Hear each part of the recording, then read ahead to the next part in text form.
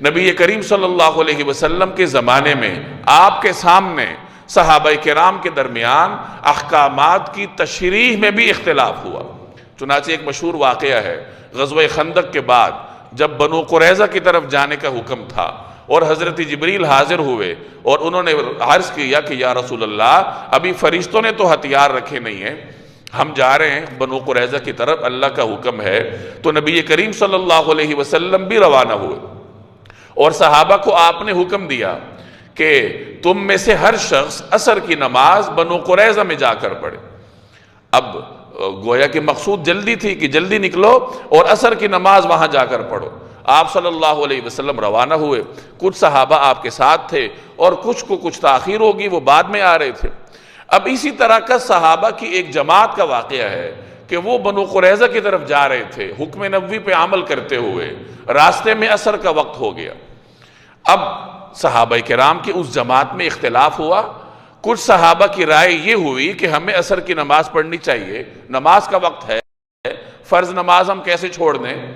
صحابہ کی اسی جماعت کے دوسرے گروہ کی رائے تھی کہ نہیں، پیغمبر کا حکم تھا کہ وہاں جا کر پڑھنی ہے، اب بے شک قضا ہو جائے، حکم نبوی ہے تو ہم وہاں جا کر پڑھیں گے۔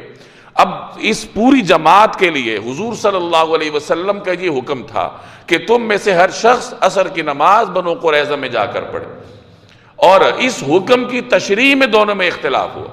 ایک گروہ نے حضور علیہ السلام کے ظاہری الفاظ کو لیا کہ جب آپ صلی اللہ علیہ وسلم نے فرما دیا کہ عصر وہاں پڑھنی ہے، اب اگر وقت نکل بھی گیا تو نکل گیا، ہم حکم نبوی پہ عمل کرتے ہوئے وہاں پڑھیں گے۔ اور دوسرے گروہ نے اس حکم میں موجود جو حکمت تھی اس کو لیا کہ حضور صلی اللہ علیہ وسلم کا مقصد یہ تھا کہ جلدی کرو، عصر وہاں تک پہنچاؤ، ہم نے جلدی کی لیکن کسی وجہ سے تاخیر ہو گئی تو اب ہمیں نماز یہاں پڑھ لینی چاہیے۔ تو ایک گروہ نے پڑھ لی اور ایک نے نہیں پڑھی، اور یہی دونوں گروہ جب بنو قریظہ میں رسول اللہ صلی اللہ علیہ وسلم کے سامنے پیش ہوئے اور اپنا معاملہ پیش کیا کہ یا رسول اللہ، یہ آپ کا حکم تھا اور اس حکم پر عمل کرنے میں اس گروہ نے نماز پڑھ لی اور اس گروہ نے نماز نہیں پڑھی، تو رسول اللہ صلی اللہ علیہ وسلم نے دونوں گروہوں سے فرمایا کہ تم دونوں نے صحیح کیا۔ جنہوں نے نماز پڑھی ان سے بھی فرمایا کہ تم نے صحیح کیا کہ میرے حکم کے ظاہری الفاظ پہ عمل کیا، اور جنہوں نے نہیں پڑھی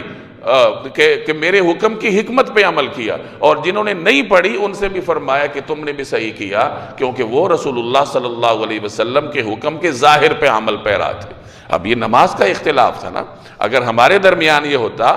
تو ہم ایک دوسرے کو دین سے باہر نکال دیتے۔